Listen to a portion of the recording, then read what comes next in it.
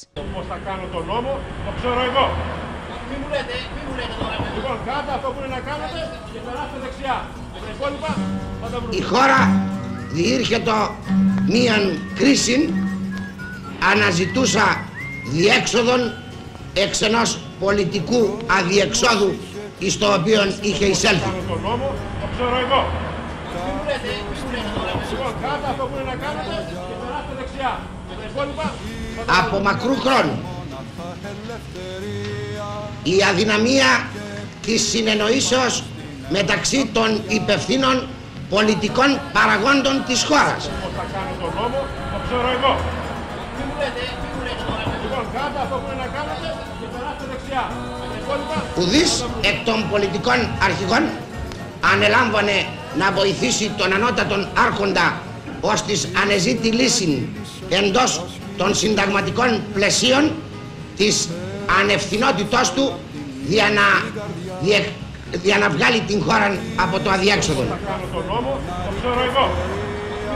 Μη μου λέτε τώρα. Λοιπόν, κάντε αυτό που είναι να κάνετε και περάστε δεξιά. Τα υπόλοιπα θα τα βρούμε. Οι Έλληνες και κατά ιστορική παράδοση αλλά και κατά την βασική κοινωνική αντίληψη και αγωγή δεν είναι ποτέ ευεπίφοροι προς τον κομμουνισμό. Θα κάνω τον νόμο, το ξέρω εγώ. Μη μου λέτε τώρα. Λοιπόν, κάντε αυτό που είναι να κάνετε και περάστε δεξιά.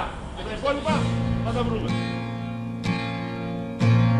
Βρήκαν τις πόρτες ανοιχτές και μπήκαν οι εχθροί μας. Σέρνουν μίσους στις φυλακές κι άλλους σε ξερονίσια. Τους λίγους και καλύτερους θανάτους φάει το χώμα. Θα κάνω τον νόμο, το ξέρω εγώ. Μη μου λέτε τώρα. Λοιπόν, κάντε αυτό που είναι να κάνετε και περάστε δεξιά. Τα υπόλοιπα θα τα βρούμε.